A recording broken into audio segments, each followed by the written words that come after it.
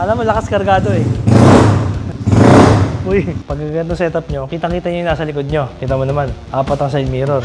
Double contact na signal light. Parang headlight siya sa lakas. Lahat ng mga silver and chrome trims, pinagawa natin carbon. So far, so good ah. Ganda ng bata.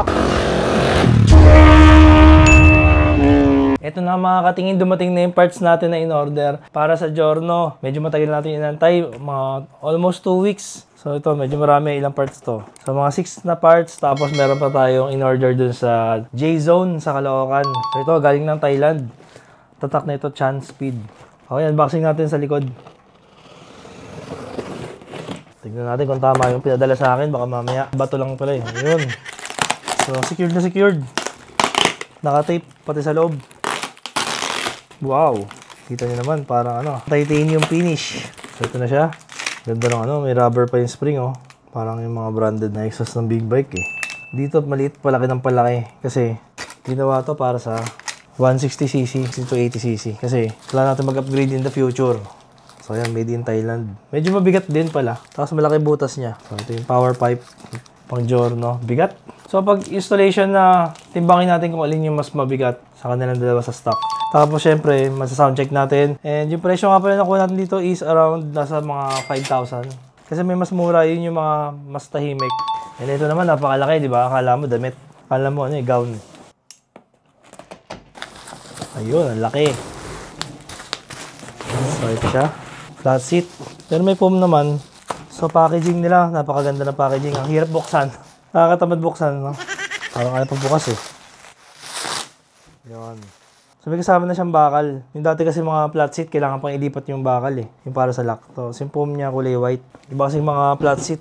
Yung mga foam, numinipis kagad ito, mukhang maganda-ganda. Tapos pinili ko green stitching. Kasi yung mugs natin green. So yung team natin green. So ito, mura lang to. Nakuha lang natin to ng 2,000 plus. So kaya ako bumili ng flat seat, hindi dahil natataasan ako sa Giorno, kundi gusto ko maging black yung Giorno. Yung puwan niya. Although okay naman, classic, pero medyo papunta sa modern, tsaka parang mas gusto kong gawing black lahat ng brown. So ito yung partner natin. So since nagpalit tayo ng black na seat, syempre yung hand grip natin black na rin para terno, para mawala na yung brown. And ito original to, Honda. Made in Thailand. Original na OEM na pang Giorno talaga siya. Kasi pagka hindi original, baka mamaya mahirap gamitin. Kaya pala siya medyo pricey. So, ang bili ko dito parang nasa ano, almost 1K. Ito, tignan natin kung ano to. Ito yung switch. Itong switch na to, 3-way switch yan. Ayan, pang Honda Giorno, 3-way switch. Yan. Itong purpose nito para mapalabas yung park light. DRL actually yun. Kaya lang di mo siya mapapansin na DRL kasi sabay lagi yung headlight eh. So ito, pwede mo patayin yung headlight. Off headlight, low beam, high beam. Bili ko pala dito is around 400 plus. Ito naman, binuksan ko na. Hindi ako makapagtigil. Gusto ko matesting. Ito, Giorno lang siya sa side. Para yung chrome naman, gagawin natin lang siyang lahat black. Ewan ko lang kung kakulay ng mugs kasi medyo ano siya eh. Medyo light green pero pwede na. Kaysa naman pula o blue. So bili ko dito is around 200 plus. Ito naman sticker naman to. Pampakit lang to. Ito wala sa plano ko to nung pagkaka-browse ko lang online, nakita ko. Natuwa lang ako. Kasi yung una plano ko, i-smoke ko yung mga signal light. Pero ito kasi, kakulay niya yung ano eh, yung body color natin ng Giorno. So, tignan natin kung kalalabasan. Sa pangyayari, parang magiging X lang yung mga signal light. Kasi chrome yung kulay niya eh. So, pinapatay natin yung mga chrome, kaya natin lalagyan ng ganito. Yung unang plano ko is, lagyan ko siya ng parang smoke na tint. Kaya lang baka humina naman yung signal light natin, ma-compromise yung safety. So tignan natin to. Ang makikita nilang X na chrome kung ano kalalabasan. So anyway, pwede namang tanggalin kung di maganda. Pero subukan natin. Pero ang bili ko pala dito is 300 plus.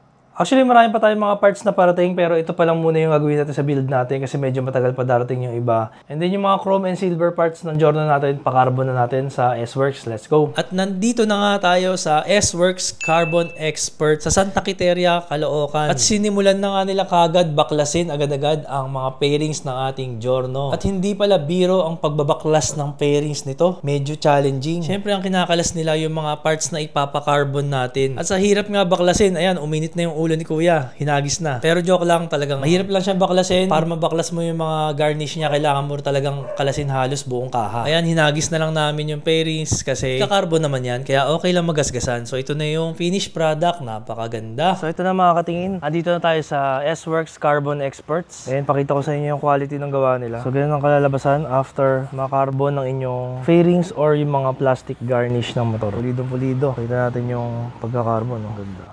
Pati yung design niya, yung carbon twill. Talagang kanto-kanto, wala kang lalait eh. Talagang pwede ng pang show. Pagkatapos, ito yung gagamitin natin sa harapan, sa may headlight. Nakita niyo kung gaano kaganda yung gawa nila.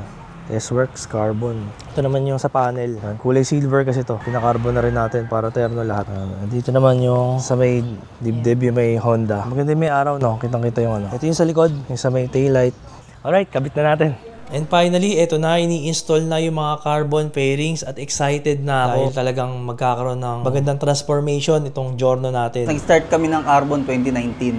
Ang specialty ng S-Works is carbon paint, tas repair ng mga fairings na yung mga sira na pwede naming ayusin. Lalo na sa mga rare na fairings, yung walang mahanap na fairings sa Pilipinas na yung mga phase out. Nakalagay dito sa Giorno natin ngayon is yung twill. Big twill meron din. Twill na V. Parang ganito. Ito, may gitna siya. Forged carbon na black, forged red, forged gold, forged green, forged purple, tas honeycomb, lightning, camouflage na black, basta mga colored na camo, marami. O sa reference din nila kung anong gusto nila. Actually, nag-artwork din ako ng mga carbon na pwede siyang may design. Gawa na ako ng Malaysian concept. Yung ganyang set, 6K. Lahat pwede may carbon, wag lang tubig. Lahat pwede as in. Aluminum, bakal, plastic, lahat. Sinelas nga before, nakagawa na ako eh. Case ng cellphone. Oo, pwede, kahit ano.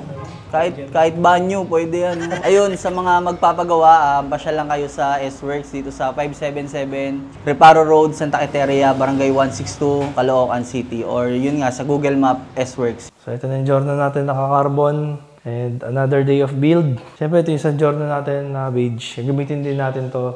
Diyan kakargay yung mga parts. Ibang parts na nakuha natin. Siyempre ito yung mga bikes natin.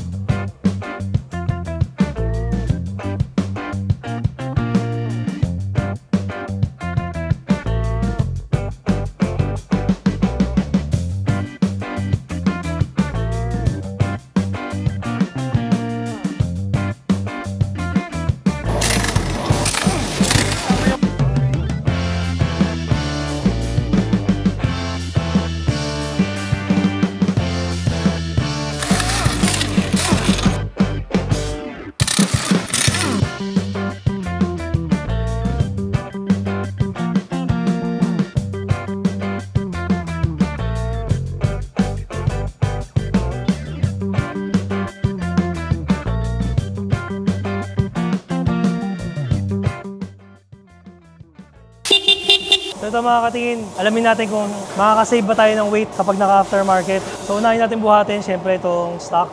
Ano lang, timbang-timbang na lang, pakiramdam. Estimate na lang, wala tayong timbangan eh. Yung stock exhaust, siguro nasa mga lagpas 5 kilo. Aftermarket naman tayo. Ayun, mas magaan. Para nasa kalahati lang, para 3 kilo lang to. Ito mga 6. Speed, bibilis ka rito eh, kaya may speed. Chan speed, bibilis ka. Pati yung chan mo, bibilisin chan. Pwede pala ilipat to. May option na ilipat dito, yung heat guard. So pag-isipan natin, ililipat natin.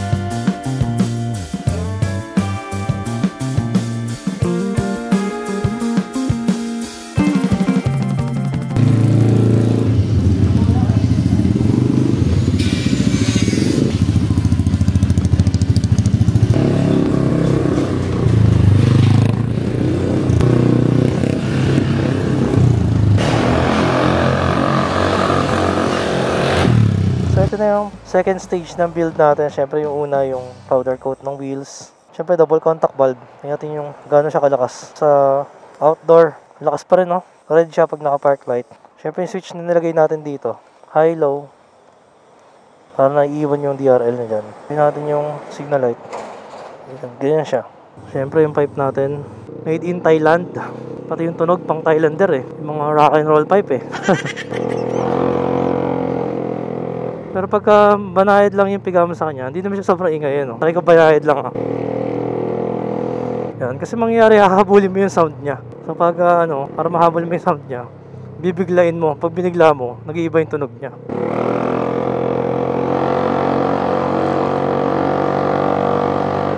Galit na galit eh. Pero gumaan pakiramdam kasi mas magaan yung flat seat tsaka yung pipe. So nakabawas tayo ng timbang doon Actually, mas rinig mo na yung piga mo dito, yung piga ng throttle. Kaysa doon sa stock, sobrang tahimik. Yung pagbuelo mo na galit na yung makina doon, hindi mo ramdam Hindi mo rinig sobrang tahimik ng makina. So yung behavior ng CVT niya kasi pang chill ride. Hindi siya magaya ng racing na panggilid na sibat ka agad Although syempre, 125 lang siya. Walang aasahan na bilang sibat na parang 150. Syempre dito antayin mo yung buwelo ng 125. Which is typical sa mga 125. Sakto lang naman din yung power niya. Kaya nga nakaka-excite pag na-upgrade natin yung makina nito.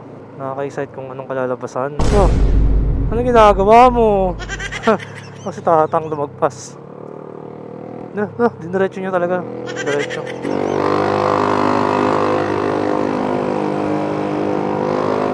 So mga katingin, anong masasabi niyo sa ating bagong pipe, ating bagong setup? Sabay-sabay kasi nagpalit Ayan, so kung wala kayong balak magkarga, piliin nyo yung chance speed na tahimik. Kasi meron itong yung may tahimik, may maingay. So piliin mo yung pang stock engine. Pero yun nga, in the future, baka natin to, pa-modify natin. Patahimikin natin yung mga nagre-refiber. Tapos damihan ng fiber, yun. Mahabang perforated, damihan ng fiber. So overhaul ang mangyayari dito. Tsaka kailangan din matono doon sa pipe, pero tsaka CVT ganyan, pero dire-diretso na yun Kung ikaw ay naghahanap ng mas mababang giorno, isa sa pinaka the best itong flat seat kasi hindi magbabago yung ground clearance mo. So hindi ka prone sa sayad, sa humps pag nag-backride ka. So gawin mong last option yung paglo-lower ng shock kasi prone ka na sa sayad-sayad. Kailangan mong tigasan yung suspension mo pag nag-lower ka para hindi siya nagbo-bottom out. Pero nasayad yung pati yung gulong. Pwedeng sumayad sa underneath, sa ilalim ng kaha. Mas magiging matagtag. Iiksi yung suspension travel. Para sa akin, good upgrade tong flat seat. Ayun, ako na nag-testing para sa inyo. Para masabi nyo kung worth it ba maglagay ng chance speed na pinakamaingay. Curious din kasi ako kung okay ba yung pinakamaingay. Para kayo na mag-decide. Kapag sinubukan ko na para sa inyo, kung kamusta ba yung pinakamalakas. Ngayon naman naalamin natin kung masusungaw nga ba. Sabi nila kasi sungaw pagka nagpalit ka ng pipe tapos di ka nag-upgrade sa makina mo. So ito all stock Giorno, pero ang difference nito sa mga sinasabi nila masusungaw is yung mga 2 valves. So subukan natin 4 valves Giorno, 125.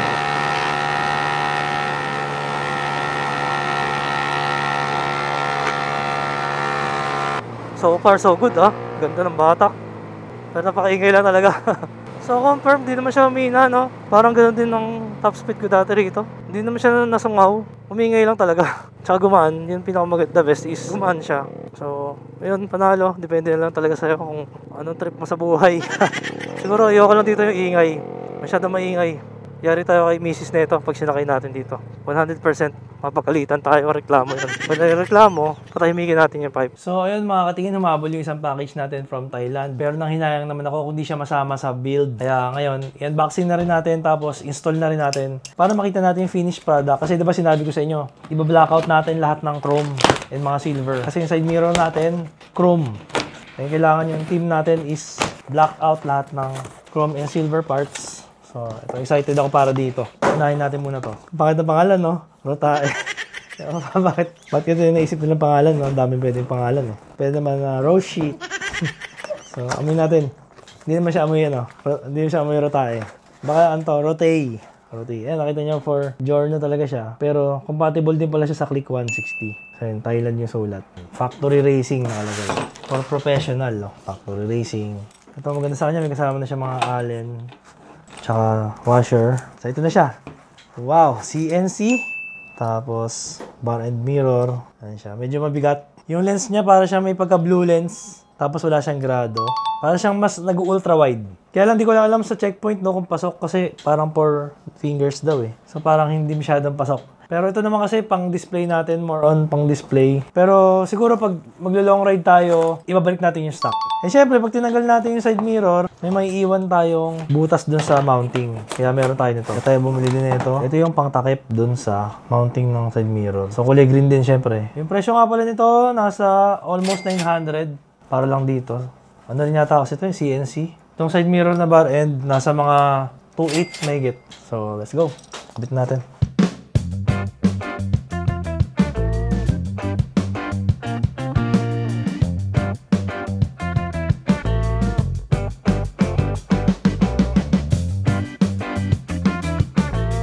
Pag ganito setup nyo, kitang-kita nyo yung nasa likod nyo. Kita mo naman, 4 ang side mirror. Gamit na tayo ng letter T wrench para siguradong wala ng galawan. Kasi talaga may. Ito mga katingin, kita nyo may chrome pa dito kasi. So gagawin natin kasi chrome and silver delete. Kaya ito, kailangan natin tanggalin itong side mirror. Para lahat ng silver or chrome, kulay black na siya, di ba? May iwan muna tong silver na to kasi papalitan natin siya ng RGB. Yung may remote yata yun eh. Di ko pa sure kung ano. Naghahanap pa tayo ng maganda, pero yun ay papalit natin. Kumpara nyo naman dito sa may side mirror, kumpara dito sa wala, di ba? Ang linis tingnan. Tsaka weight reduction na rin siya. Medyo mabigat din, no? Para nasa mga kalating kilo rin. Siyempre, ganyan na itsura niya. Tapos kita nyo naman, di ba? Medyo, siyempre meron pa rin silver part dyan. Kaya tayo bumili na ito. Medyo pricey nga lang, side mirror, tsaka to. So, yung kita nyo, meron siyang O-ring sa loob.